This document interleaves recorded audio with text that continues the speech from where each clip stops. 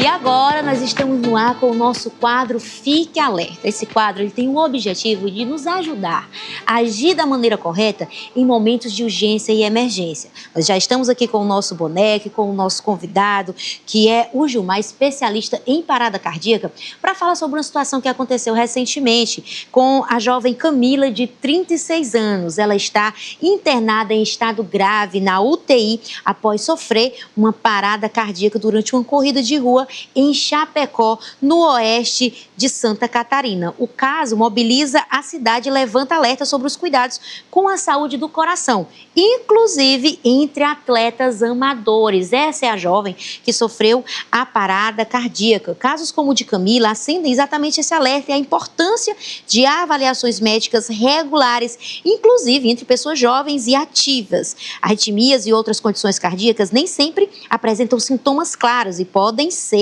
agravados pelo esforço físico intenso. E o quadro Fique Alerta está aqui com o meu querido Gilmar para falar sobre os cuidados caso aconteça uma parada cardíaca. Gilmar, muito bom dia. Situação triste que aconteceu com a Camila, não é isso? Bom dia, né? Bom dia a todos que assistem. Então, esse quadro Fique Alerta realmente é para você ficar alerta e preparado para quando isso acontecer. A gente sabe que corrida está na moda, né? Sim. Todo mundo está correndo. Só que o que você falou aí é muito importante, é o primeiro passo. Consultar um cardiologista, se preparar bem para correr. Mas o primeiro atendimento, ele é essencial também. E pode determinar a vida do paciente. Inclusive, se vai ter mais sequelas, se vai sobreviver ou não. Então, bora lá. Então, essa pessoa desmaiou. Aí tá lá na corrida e de repente desmaiou. De repente desmaiou. Ela falou que provavelmente foi uma arritmia, né? 80% dessa parada é um risco de dar um choque. Então, precisa de uma pessoa treinada, não importa se seja da área da saúde ou não, e um DEA para dar o choque nesse paciente. O local está seguro, checou a resposta, não respondeu, pediu ajuda, pediu para trazer o DEA. Observou se essa vítima respira. Se você não é da área da saúde e ela não responde, não respira, já está indicado a fazer a compressão. Começou a compressão no centro do tórax, né? Os braços têm que ficar reto. Eu vou comprimir aqui durante 2 minutos, né? Aí trocar com outra pessoa que faz a compressão enquanto ela estiver em parada cardíaca. Acabou de chegar o DEA. Vamos explicar para todo mundo o que é o DEA? Pronto. O DEA é um aparelho, pessoal, que ele identifica se essa vítima precisa dar choque ou não. Numa parada cardíaca, está em uma dessas duas situações. Ou precisa dar choque ou não precisa. E quem vai dizer isso é o DEA. Desfibrilador externo automático. E qualquer pessoa pode usar. O DEA tem que ser instalado o mais rápido possível quando a pessoa estiver em parada cardiorrespiratória. E eu vou mostrar para vocês a sequência. A pessoa estava aqui comprimindo, né? Estava fazendo a compressão.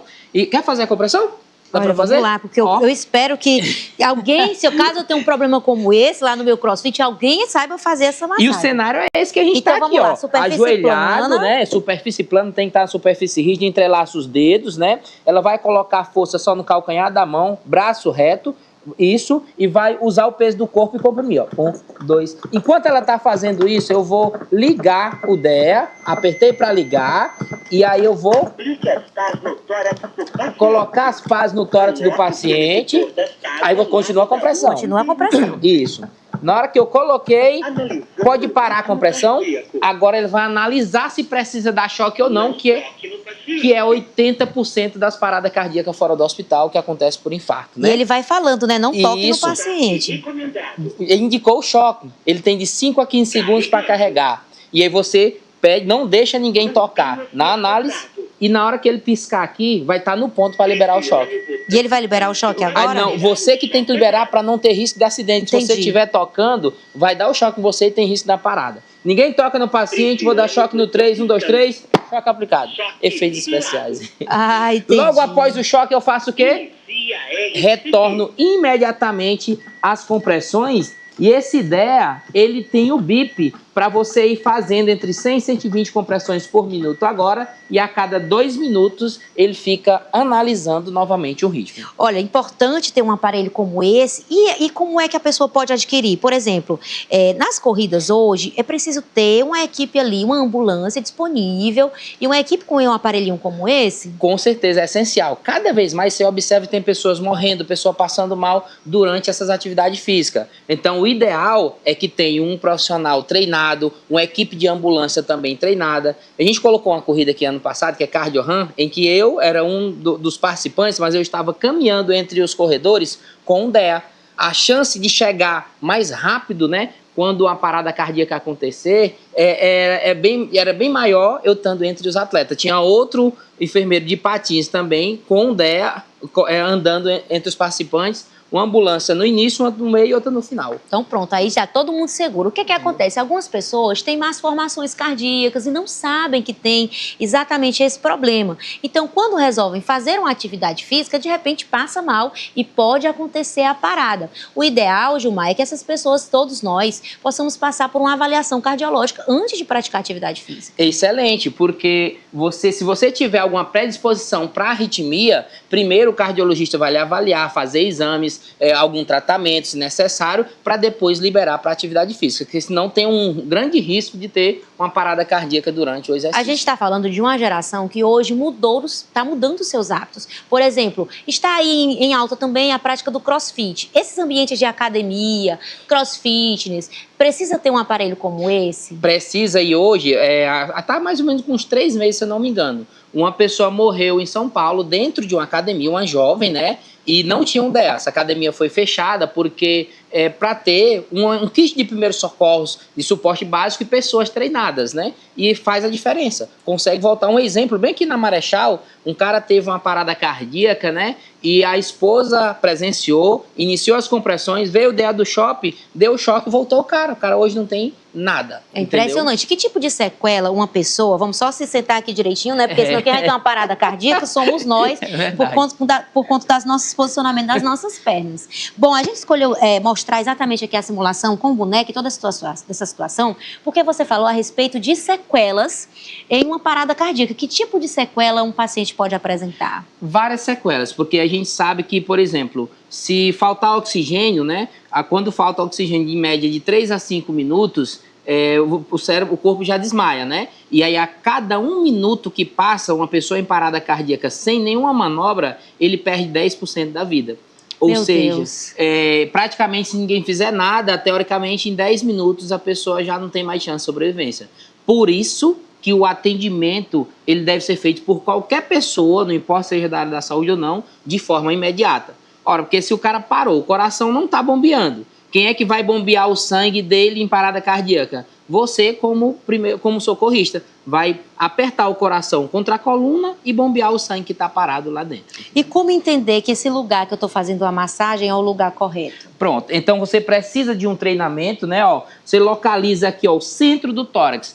Tem um ossinho aqui que a gente chama de apêndice tifoide. Não comprime em cima dele, é bem nesse osso rígido aqui, a gente chama de osso externo, né? E aí você vai localizar, colocar a mão, o calcanhar da mão, cuidado para não tocar muito aqui os dedos, botar força nas costelas, que aumenta a chance de fraturar a costela. E o manequim, ele simula bem.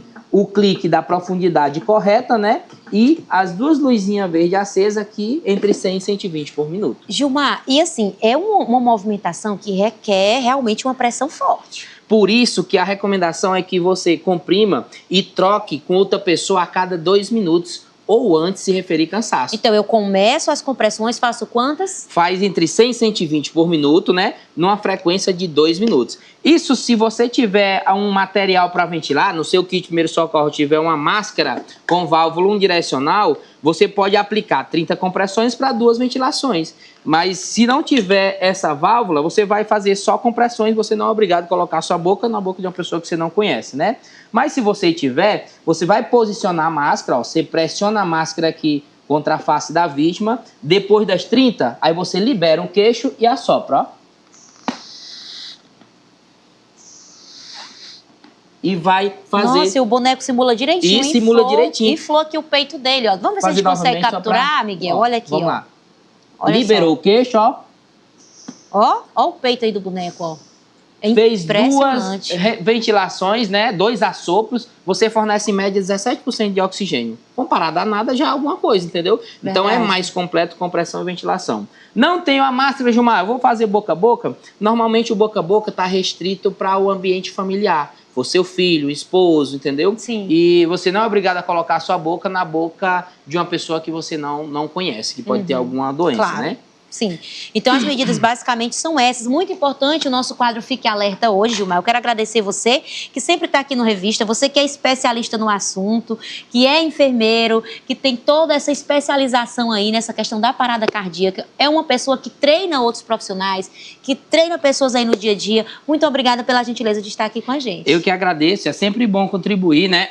Se você quer também se aperfeiçoar, a gente tem um curso agora no final do mês, né? Que é o que fazer até o SAMU chegar em várias situações de emergência. Ah, deve ser interessante. Às vezes uma coisinha boba, né? Que você vai fazer lá na hora, que salva o seu filho, evita uma lesão, né? Ou um parente, até o SAMU chegar. Verdade. A gente ensina Um isso, engasgo, né? uma queimadura, uma pancada, é importante saber Um o que corpo fazer. estranho no ouvido, entendeu? Um inseto, por exemplo. Se for um feijão, por exemplo. Ai, você não Gilmar, pode- vou pegar teu telefone. Eu tô precisando do teu telefone e fazer esse curso, viu? É importante Pronto. demais. Inclusive, acredito que também pessoas como a babá, que cuida da criança, a família inteira, Engasgo, crise cursos em convulsiva. condomínios, uma crise convulsiva, são muitas situações que podem acontecer. Eu já acho que nós poderíamos falar sobre a crise convulsiva no nosso próximo encontro. Pronto, vamos falar sobre a crise convulsiva e corpo estranho no ouvido. Prontinho. Muita gente tem dúvida se for um feijão, se for um inseto, se tá vivo, se tá morto, entendeu? Olha aí, então Então, no nosso próximo quadro Fique Alerta, o Gilmar vai trazer esclarecimento sobre a crise convulsiva